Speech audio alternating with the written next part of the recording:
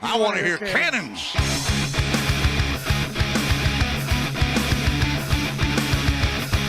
Three-step drop, goes on the end zone. Caught ball, touchdown Tampa Bay. Mike Evans reaches up with one hand and grabs it in. Here they go again. Timbo mode, dropping the throw. Winston out again, goes to the left. It's intercepted at the 35. Outside the numbers to the 40, to the 35, to the 30, to the 25, to the 20, to the 15, 10. Mike Edwards, touchdown Tampa Bay. That's the dagger, my friend. This is the Big Nasty. Yeah, Big Nasty. Hall of Fame Tampa Bay Buccaneer fan, baby. This is Mike Allstott, Tampa Bay Buccaneers, and you're listening to the Cannon Fire Podcast. Cannon Fire Podcast, brother. You ain't listening, and you're missing out. Woo! And there the cannons go. Fire them. Keep on firing them. Keep on firing them. Hello and welcome back, ladies and gentlemen, to a brand new edition of the Cannon Fire Podcast. I am your host, as always, Rhett Matthew, joined alongside me, my good buddy and co-host from BucsNation.com, Mr. Evan Wanish. How you doing today, Evan? Doing pretty well. Obviously, free agency, first week of free agency, the free agency frenzy, I guess, has come and gone. So now kind of into the, I guess you could say the second tier, I guess you could say. Yeah, so now I think is where we're going to see, if the Bucs are looking for quote unquote value, I think this is where they can maybe find some of that value. Yeah, and these are the signings that later on in the season people are going to talk about as potentially one of the more underrated signings of the year. You're really padding out depth at this point. We talked about getting some more depth along that defensive line. They made a signing there last week. We'll talk about that. And, even in the secondary, we'll talk about some of the departures there, maybe some veteran presence, some cheap help they can bring in. But it'll be interesting to see how they continue to build this 2023 Tampa Bay Buccaneers football team. But let's get into some big free agent departures for Tampa Bay. We'll start with the secondary as we lost two members back there. The first one, safety Mike Edwards, who made some bank and signed a big deal over with the Kansas City Chiefs. So the Bucs lose a ball hawk, and Kansas City gains one hell of a player in Mike Edwards. He had that pick six, which has been solidified in our intro for the past year. Week 2 against New Orleans in 2022. I mean, back-to-back pick sixes against Atlanta during the 2021 season. A lot of big-time plays for Mike Edwards, who even coming out of college has always had that ball hawk mentality. And, I got to tell you, I think losing Jamel Dean would have been a lot worse, but I am still pretty bummed out about losing Mike Edwards to Kansas City. What do you think of this? Yeah, obviously somebody that they drafted and developed, and he made a lot of plays for him over the years. Like you said, really was a ball hawk, and you can't assign everybody though. And I think they have three safeties: Mike Edwards, Logan Ryan, and Keanu Neal, all as free agents. Really wasn't expecting all three of them back. I still think there's a chance that Ryan or Neal could come back. I don't think both of them are coming back. But I think it's clear that, they want some new blood at the safety position. So while Mike Edwards is a talented player, the thing about it is I think he's a replaceable player. That's not like a Levante David or a Jamel Dean where you're trying to replace a number 2 corner or your top linebacker. Like, I think Mike Edwards is a nice role player. He's very versatile. He can come in. I don't think he can be a full-time starter for you. The Bucs kind of tried that last year and it didn't work out so well.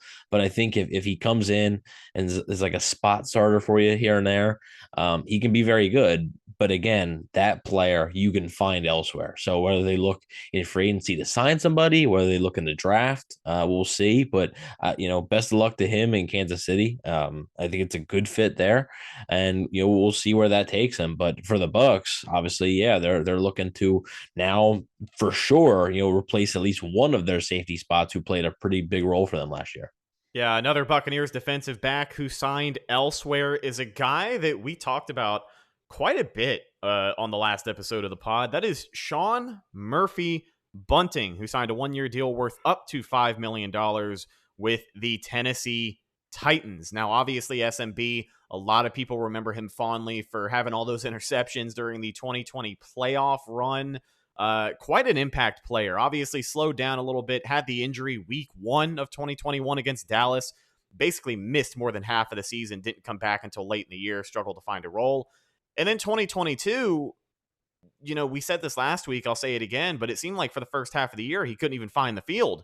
And then he really came around, I think, earned himself a contract like the one he just signed towards the end of the 2022 season, had some more impactful plays. The game against Arizona, I know for sure he had some.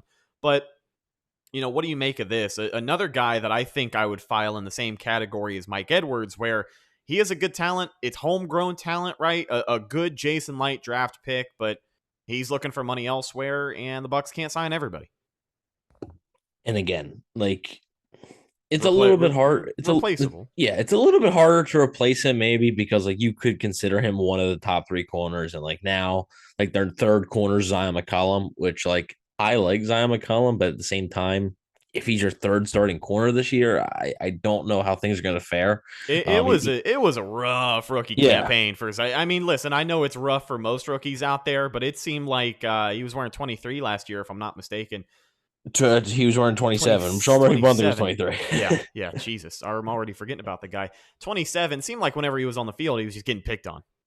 Yeah, I mean, good special teamer in his first year. But as far as corner, and he could develop, who knows? But right now, you don't know that. So, Murphy Bunting is not as easily replaceable to me as Mike Edwards, because Edwards was a rotational player. Murphy Bunting was more of a starter. But at the same time, the level of talent that Murphy Bunting had, that's replaceable. You can find that elsewhere. And I mean, again, just like Edwards, he made a lot of big plays for him. He was picked before Jamel Dean and before Mike Edwards. He was the 2nd round pick. So because they picked Devin White and then they picked Sean Murphy Bunting. That was their next pick. So, I mean, obviously, you're not going to forget the playoffs that he had in 2020, 3 straight games with an interception in the playoffs versus Washington, New Orleans, and then Green Bay. His pick 6 against Detroit in his rookie season. Can't forget that. Like I said, I mean, he made a lot of plays, but at the same time, just like you said, you can't sign everyone. And they could sign a corner in free agency, but man, this is a deep corner class. And I think you can find a good player in the 3rd. They don't have a 4th round pick, but maybe in a trade back, maybe they could acquire a 4th. You could find one in the 4th that I think you could put in and potentially play from day one. It's that good of a class. So with that, a guy like Murphy Bunting, he didn't get a ton of money. It's not like he got an earth-shattering contract, but I just think sometimes it's time to move on. And I think once Dean resigned, which was a surprise to pretty much, if you followed closely, I think it was a surprise to a lot of people. And I think once he resigned, the writing was kind of on the wall. Now, I do think if Dean hadn't resigned, I think we could have seen pretty much that same exact deal for Sean Murphy Bunting back in Tampa Bay. But with Dean signing, who, don't get me wrong, Dean is the better player, and they were right to prioritize him. With him signing, it was sort of okay, yeah, Sean Murphy Bunting's time was coming to an end one way or another.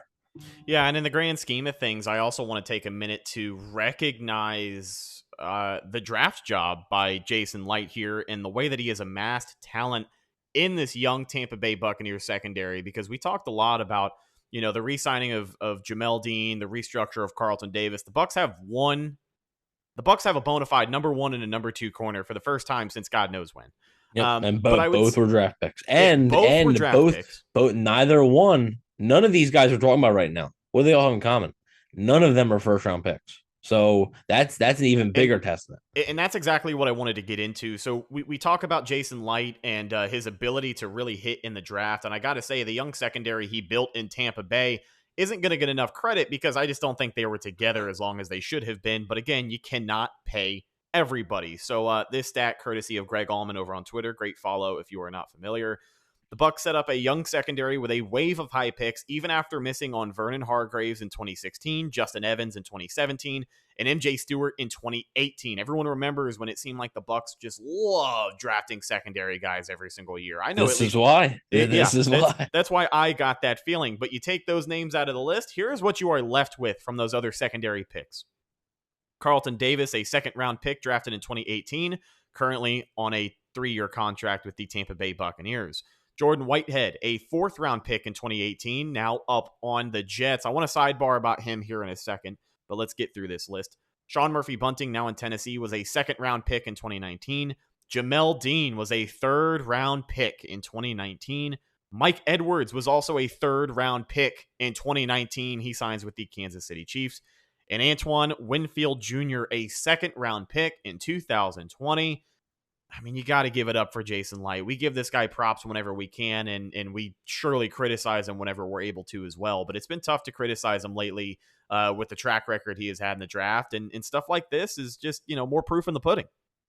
Yeah, it's just like he said, none of those guys being a first round pick. I mean, yeah, they're day 2 picks, and those are high picks. Those are premium picks, but it really shows like what kind of scouting and drafting and developing that they have.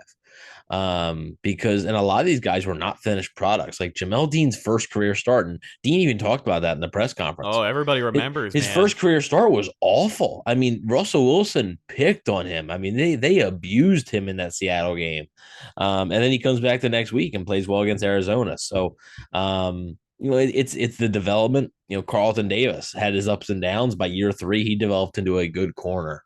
Antoine Winfield is one of the better safeties in the NFL right now. So, I mean, in the entire league.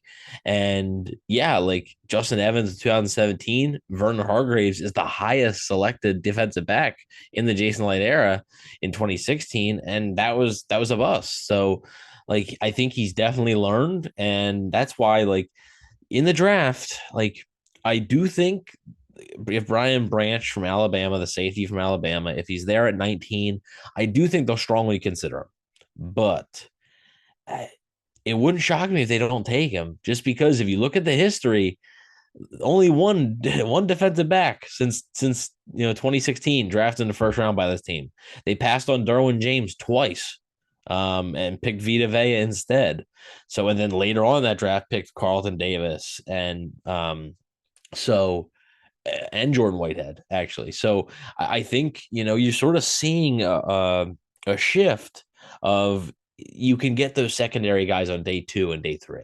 And maybe not so much day 1. So while I think Brian Branch will be up there, that's why I don't think it's a lock that he's the pick at 19, just because if you look at the history of what Jason Light has done with these drafts, it's a lot of day 2 guys. And I talked about how deep that corner class is this year. The safety class, there's a couple of really good safeties there. Sidney Brown from Illinois is a safety that could probably be there in the second round for him if they wanted. So we'll see what happens. But yeah, it is a testament to their drafting and developing of the secondary. And I remember in that 2019 draft, after they picked Devin White, then they picked Sean Murphy-Bunting. You're like, okay, yeah, corner.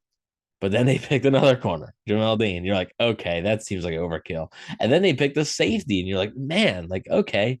And then the very next year, they pick another safety. And it has scaled back a little bit. 2021, they didn't pick defensive back until I think the 7th round. It was Chris Wilcox. And then 2022 was Zion McCollum. So they haven't really invested many premium picks since, but that's because you have that in place. So now it's sort of time to restock a little bit. And I think that's what they're going to do. And also, I know this isn't secondary, but we're just talking about the draft picks. Jason Light just re-signed his 4th round pick as well, Anthony Nelson. So, like, that's another testament to drafting and developing there. Yeah, absolutely. I wanted to bring this guy up because I saw someone ask you this question on Instagram, and you didn't shut it down, which is exactly why I think it's worth talking about even for 30 seconds here. So the Tampa Bay Buccaneers have a hole at safety, right? Following the departure of Mike Edwards. You don't really know if Keanu Neal, Logan Ryan are coming back. So clearly you're going to need some reinforcements back there one way or the other. You had mentioned number 19 in the draft. You had mentioned even the 2nd round, which the Bucs have obviously been accustomed in doing before, drafting secondary help, 2nd, 3rd, 4th round, later rounds, whatever it may be. A guy who is set to potentially become a cap casualty for the New York Jets after leaving the Bucs in the 2021 season is former safety Jordan Whitehead. Obviously, if he becomes available, I have to think it's just common sense that the interest is going to be there. But do you think a reunion really could happen? Yeah, well, I responded to the question. I said I don't believe I have heard some buzz early, really early in the offseason that Whitehead could have been cut. But at this point, I don't know if it's gonna happen. However, I mean, if it does happen, and like I'm not reporting, there's no source on this or anything, but like wouldn't shock me to see the Bucs interested because he's probably not going to cost much. He knows the Todd Bowles system, and I do think that they like him. Just they didn't like him at the price that he signed last year. So, and the run defense got worse without him. So, I think at strong safety, he's still young enough.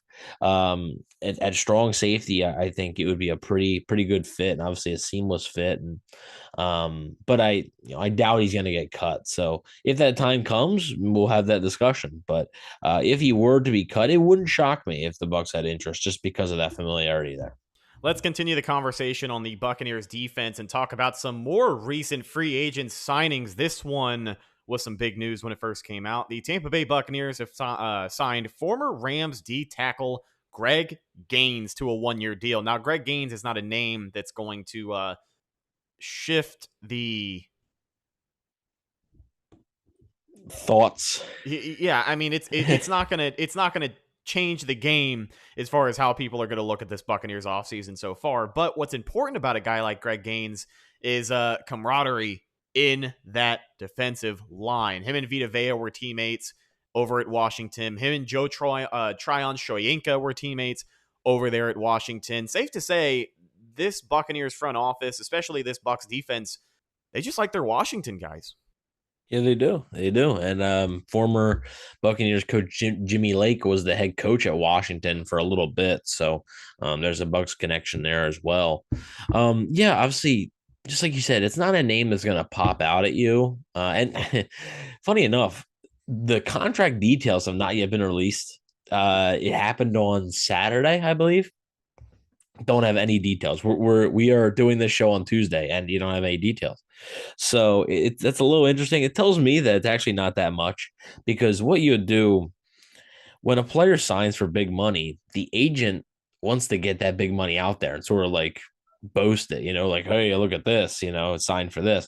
When you don't hear terms right away, that's kind of a sign that it's most likely not that much money. So his spot rack market value was a little over $7 million a year, which I don't believe that's what Tampa Bay is paying him right now. I don't know for sure, but I don't believe it's $7 million.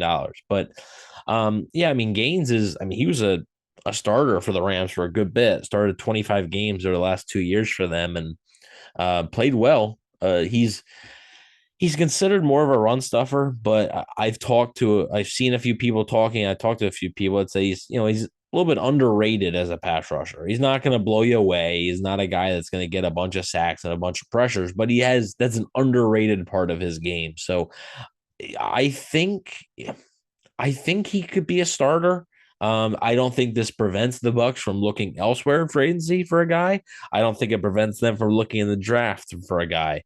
But I do think that he could definitely fill in and be that starter, or he could be really good depth. So what's important though is the age. I mean, they signed Chase Edmonds, who they signed him when we were live last show. They signed him. He's 26 years old. Greg Gaines is 26 years old. Like they're not signing these 30-year-old, 30-plus-year-old veterans. Like Akeem Hicks and Julio Jones and Logan Ryan. Like they're not doing that now. They're going for younger guys, and that's what I think they need to be doing, and I think that's what they'll continue to do this offseason. Yeah, that's exactly the point that I was going to make. I mean, even when you look back to when they were building this team in 2019, 2018, putting this defensive line together, they go after Ndamukong Suh, who at the time a lot of people thought was kind of over the hill. And he had some productive years in Tampa Bay, but he was over 30 years old, and not a lot of guys do that. So you go after some more defensive help, right? Interior defensive line, these big run stuffers. Who do you get? Steve McClendon, who was like 35 years old at the time, I think. And then you follow it up with Akeem Hicks, who was 32, 33. So yeah, I think it is a really, really big difference, not only in age, but just what this guy could potentially bring to the table. Because even though he's been a starter, right? What'd you say? Started 25 games for LA. He's kind of been there, done that. But I still feel like, with these big interior defensive linemen at 26 years old, I don't quite know if Greg Gaines has played his best football yet. Maybe you put him around some old teammates. He starts to try and, play better and you wait and see what happens there. But I like the signing, and I think it just reinforces the point that we've been making for the last couple of weeks. The Bucs are banking on younger talent, and I know that they are banking on their own talent. We're going to talk about another re-signing here in a second, but they're also banking on younger talent that they bring in from elsewhere. So some of these free agents may not be as well established as the names we are used to, but another free agent return for the Tampa Bay Buccaneers along that defensive line.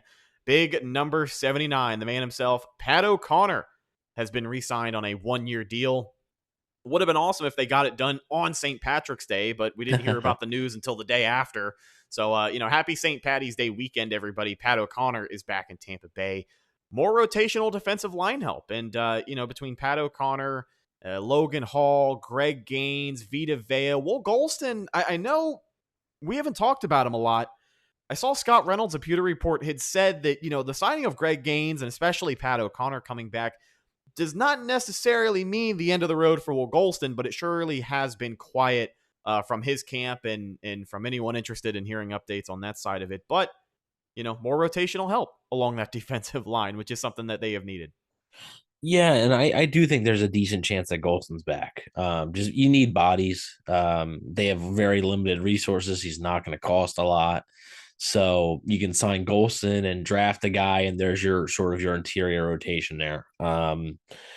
So yeah, I mean, Pat O'Connor, a special teamer, pretty much. I mean, a good special teamer. So it's good to have him back, and he's young enough. So it is what it is. That's the type of guy that you need on your team. Like I know a lot of fans are gonna sort of overlook it, and it's not anything to write home about, but like that's the type of thing that like GMs need to do. Like you need to keep those types of guys because I know special teams like the boring part of the game, like who's blocking, for the punter, who's trying to block the kick. It matters. And Pat O'Connor has a I don't know if he had the block. I think he's got more than one blocked punt. Yeah, I don't know if he had. Remember that Denver game in 2020? I don't know if he got the block and the recovery. I know he got the recovery. I don't know if he got the block though initially. Now I could be mistaken, but I'm pretty sure he has one other big time special teams play. I'm not 100% sure. I feel like we've seen him make a special teams play more than once. But, yeah, I mean he's a good special teamer, and the Bucs special teams has been lacking over the past. Even when they won the Super Bowl, the special team wasn't great. So, whenever you can keep a guy like that for peanuts, basically, it's fine. Yeah, shorter podcast today, but I wanted to wrap up with this topic as we look at the offensive line. We talked about the trenches. We talked plenty about the defense so far today and gave you all the free agency updates that we have. But I do want to talk about a potential situation on the offensive line. We touched on it last week, but I really wanted to start a deep dive onto this topic because, in my opinion, I think it's inevitable. I don't know how people feel. I know it's been talked about. I mean, God, it's been talked about since they drafted the guy. But the topic that I am tiptoeing around right now is Tristan Wirfs' potential jump to left tackle. So as we know, following being taken out of Iowa first round of the 2020 NFL draft, Tristan Wirfs has been everything the Bucs could have asked for and more.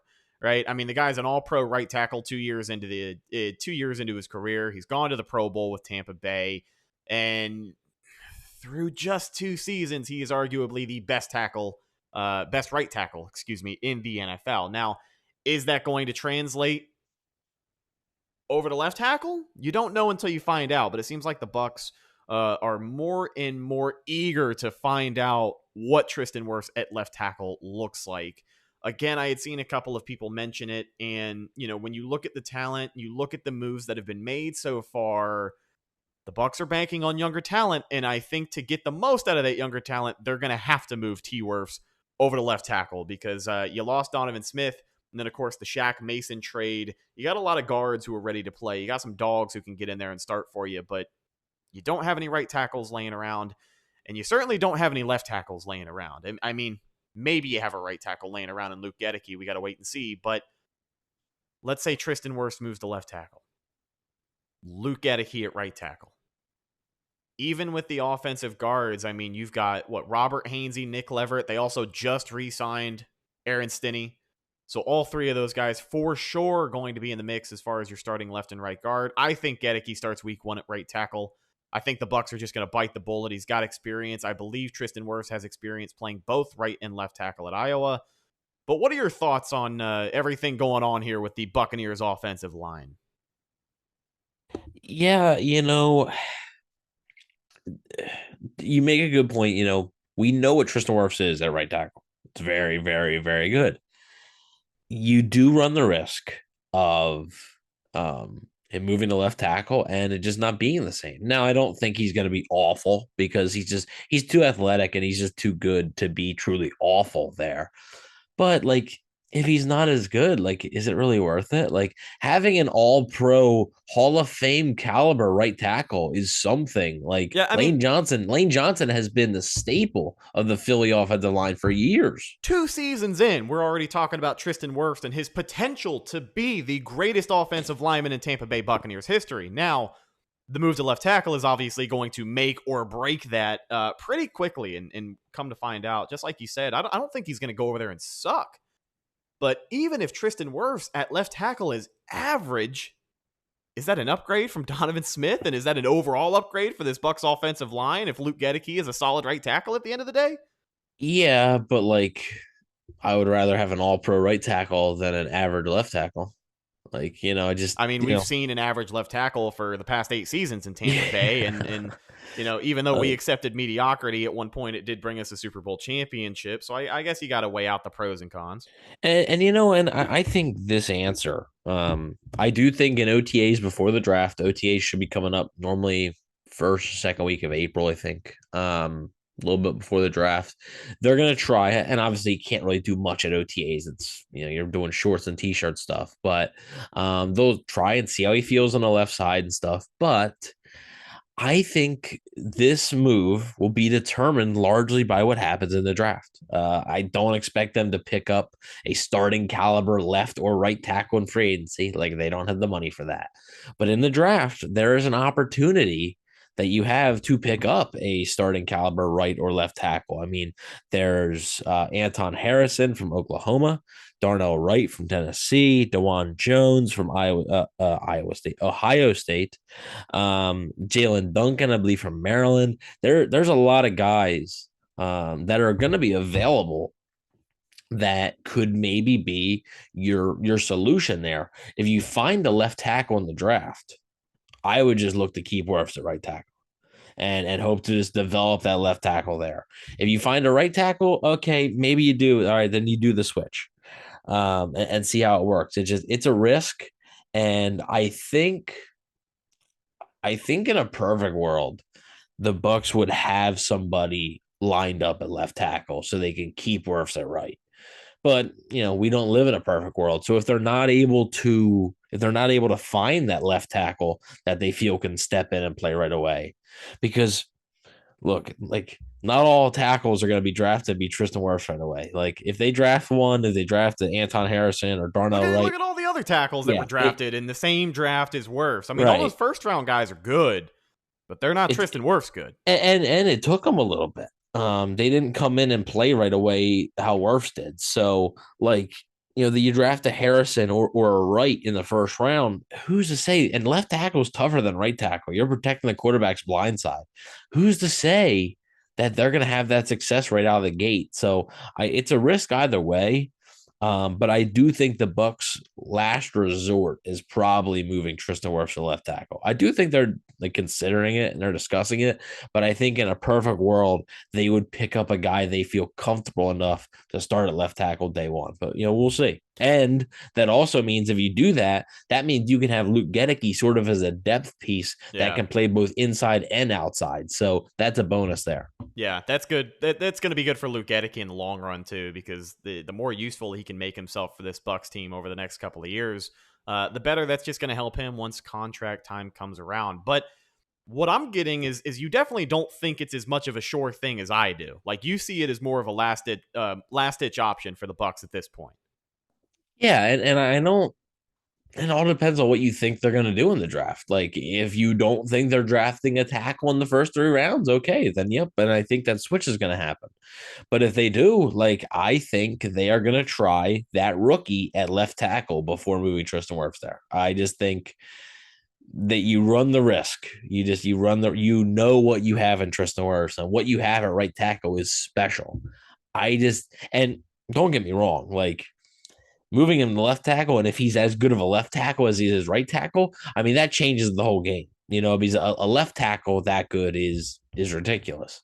But you run the risk of it not working. Like you do run the risk of it not working. So it's not easy for offensive linemen to do that. And while I don't doubt that Wirfs can do it effectively, I just worry that there is going to be a drop off. And if there is any sort of drop off, is it worth it? Like, is it worth it to take away a special talent from right tackle and move him to left just for, and you don't know how Gedecke's going to be at right. What if Gedecke's awful at right tackle? Like, then then you've made Tristan Wirfs maybe a little bit of a worse tackle, and you put Gedecke on a right side where he's not as good as Wirfs. Like, and I'm not expecting Gedecke to be like Wirfs, but I mean, what if he's like not even like a DeMar Dotson type? Like, I mean, what if he looks like a Caleb Beninock out there? Yeah, like that's a huge risk. Like if Wirfs is good but not as good at left tackle, and Gedecke's not good at right tackle, what your offensive line is going to be in shambles. Yeah. So it is a big risk that I don't think we're going to find the answer to until the draft will give you a pretty obvious answer. If they draft one in the first round, I think that could tell you what they're looking to do, but you won't know probably until training camp or maybe week 1. So I heard the perfect analogy for it, and I think I heard this from AQ Shipley. Maybe he said someone else explained it to him this way. But the biggest way to explain, what it's like for a right tackle to go play left tackle or vice versa, it's like when you're wiping your butt. And if you've done it with your left hand your whole life, and then you go to do it with your right, it's like foreign. It feels alien. It doesn't feel correct. And obviously some muscle memory and some more reps are going to get you feeling right. But that's how it is for these guys, especially, now that Wirfs has had a little more time under his belt. 2 full seasons in the NFL is nothing to sneeze at, because a lot of guys don't even make it that far. Well, he's at 3. Yeah, no kidding. Sorry, year 3. Yeah, good God. We're gonna have to make him the highest paid tackle in NFL history here soon, aren't we? And a lot of people are talking like, "Oh my God, are they going to pay him?" Yes. Like, and do you think they're going to pay him as a left tackle? Either way, it's going to be big money. So either way, it's going to be big historic money. So I can tell you that. I'll say this, man. I think he earns every dollar of that contract he's going to earn. I mean, the guy's barely been here. He's already one of my favorite Bucs players of all time. How can you not love him? Just a big ray of sunshine, and he's like the nastiest guy on the team. But I will say this, my personal feelings on it, I feel like it's inevitable that he goes to left tackle this season, because this season, more than any other season, doesn't really feel like an F it, see what works kind of season. I don't want to say that, because you can experiment a little bit. Yes, you have a little more wiggle room, and I feel like if there ever was a year the Bucs want to do this, it's this year. Because you're coming up on a contract season. This guy's already playing out of his mind. And if it's going to make him a worse or a better player, why wait around to find out? Especially when you got Baker Mayfield as your potential QB1. Baker Mayfield, Kyle Trask, it's not Tom Brady. Baker Mayfield said it himself. He'll never be Tom Brady, and the Bucs know that. So that's why I think week 1 we see Tristan Wirfs at left tackle. But it'll obviously be interesting. That's a lot of work for a guy to really try and fit into his regime between now and the first week of September. So it'll be interesting to follow. But a great article by, I think it was Scott Reynolds who put it out over on Pewter Report, the Tristan Wirfs article. Yeah, I believe so. Yeah, new position, new contract maybe for Tristan Wirfs. Go check that out, pewterreport.com. And we will close it with this. This is one hell of a quote, probably the most badass quote I've ever seen from Jason Licht during his time as the Buccaneers general manager. And obviously he has the track record and the championship to say stuff like this. But Bucs GM Jason Licht spoke out against his critics this week. He said, quote, "If I could go back in time, I would do it all again. We pushed, we borrowed about $100 million against this year's cap and future caps to do what we did. And we came close a second time. If anybody wants to criticize what we did, they can come to our house and they can look at our rings. We're very happy about that, and we're going to pursue another one too."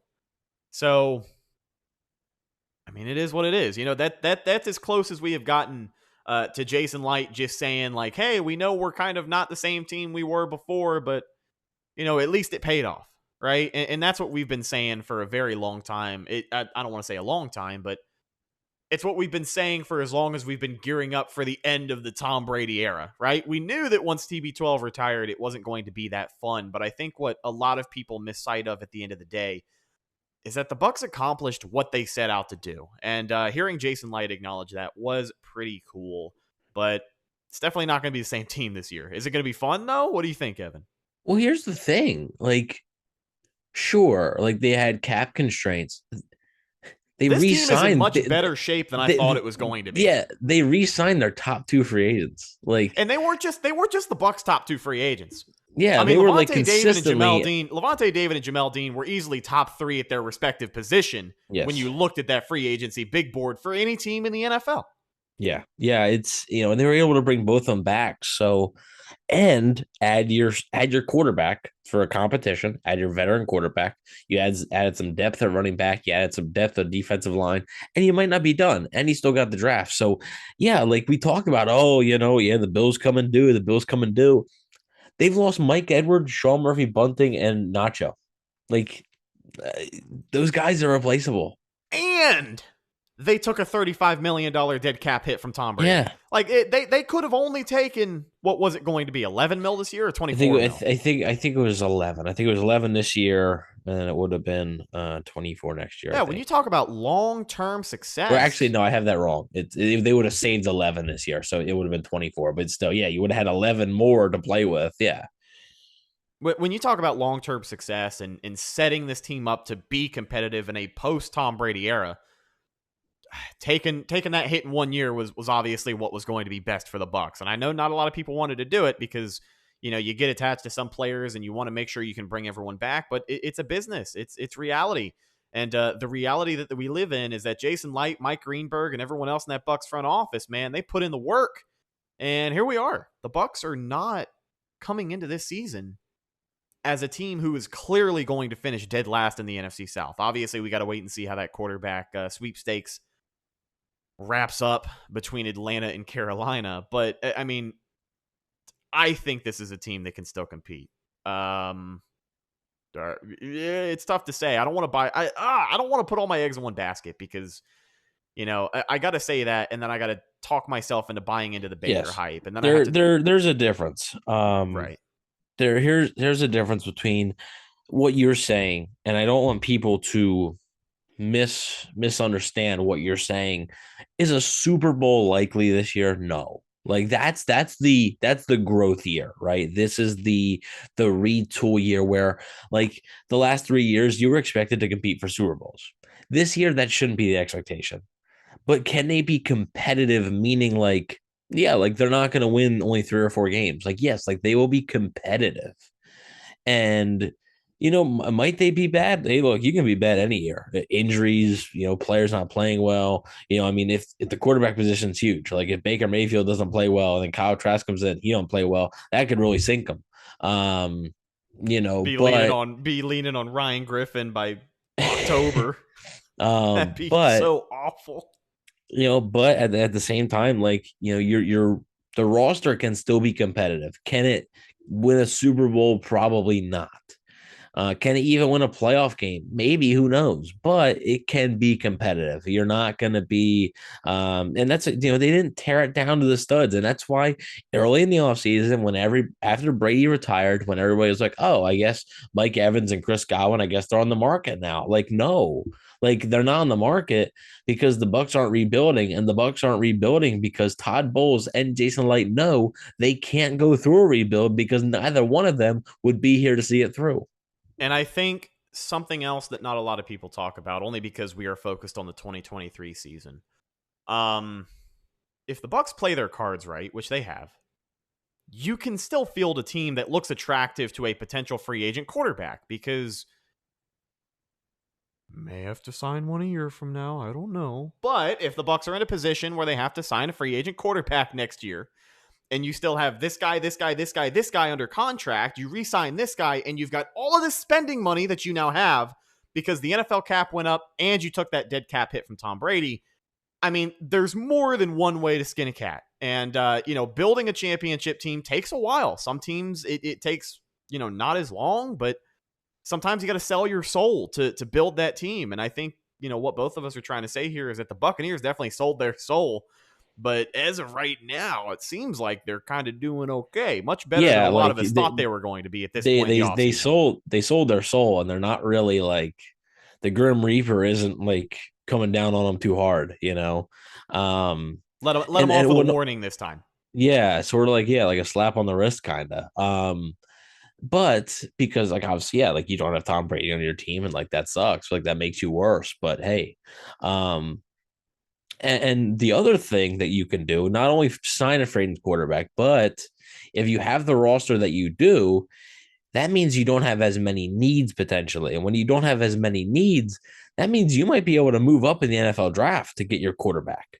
If you can move up into the top 5, you trade your first round pick and then you trade another first round pick or something because you don't need it. You don't have as many needs that like, oh, we need these draft picks. You can go be aggressive to get your next guy for the next 10 to 15 years. So next year's quarterback class is really, really good. If the Bucs don't make the playoffs, they're going to be, I think, the lowest. The Bucs are the lowest team to make the playoffs, so that's 19th. So they're going to be anywhere from 18 to 1. So you can trade up in that. Let's say you're at 13. Like they can move up from 13 to 3 or whatever and get their quarterback, go be aggressive. That's what allows you when you're building your roster this way. You have Carlton Davis, you have Jamel Dean, you sign Antoine Winfield long-term. If you sign Devin White long-term, no matter what you think of that, if Joe Tryon-Shoyinka continues to develop, you got Tristan Wirfs, you have these pieces that allows you to be aggressive to go up and get that quarterback. So, and that's, hey, we're talking, that's if Baker Mayfield or Kyle Trask don't work out. Like that's if these guys don't work out, and we don't know. Maybe they do. Who knows? Yeah, exactly. I just wanted to make that point because we talk about, potentially putting the pieces back together for the Bucs to look like a championship contender someday, right? And in my opinion, I think it's going to happen with a free agent quarterback because the Bucs are 2 for 2 in the Super Bowl. Every time they sign a free agent quarterback. So yeah, it is true. It is true. Yeah. And they just signed a free agent quarterback. So what are you telling I'm me just here? saying. What are you telling me here? I literally just said 10 minutes ago I don't want to buy into the Baker hype. Here you are planting all the seeds. Real quick before we wrap up, somebody asked me this, so I just want to somebody asked me when the Buccaneers are going to be wearing their throwback uniforms this season, and my response was, well, the schedule is not out yet, so the schedule typically comes out 2 weeks before the draft. And if you look at the history of when they wore them from 2009 to 2012, they typically wore them in early to mid October. Oh, a lot of the time in December. Maybe it really has been 11 years. I think the 1 year versus Atlanta, I think they wore them in December, but I'm pretty sure that Green Bay game was pretty early. I know the New Orleans game was pretty early, and I think the Carolina game was also that's the ones I remember. I remember every single time they wore them. So I would expect it to be sometime then, and I'm also sure the Bucs aren't going to announce that until we're closer to the season. Yeah. So I know there's going to be a lot of hype and excitement for that, but just going to have to hold your horse a little bit on it. Well, we don't have the schedule yet, but I do have a list of the 2023 opponents. We know it's going to be a home game.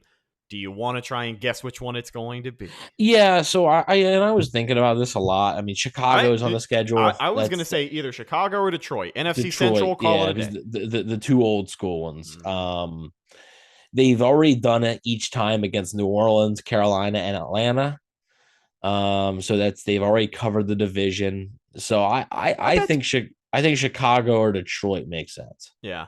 I was thinking Chicago or Detroit, but I bet you that Falcons game is the dark horse. I bet you more likely than not it ends up being. It all depends on when the game. schedule is. Yeah, it all depends. Yeah.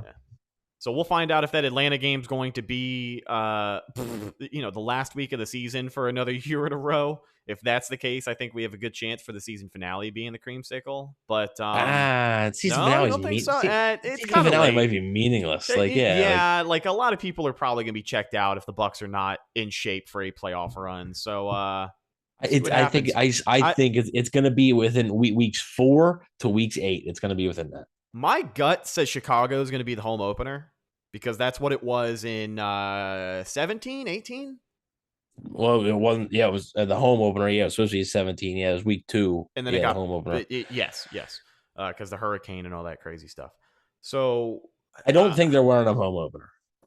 No, I don't think they will either. That's why I think it's going to be either. So I'll lock it in as the Lions or the Falcons. The Bears just seems too easy, and I feel like that's going to be the home opener, but I hope I'm wrong. All right. I think I could see a divisional matchup being the home opener. Yeah. Okay.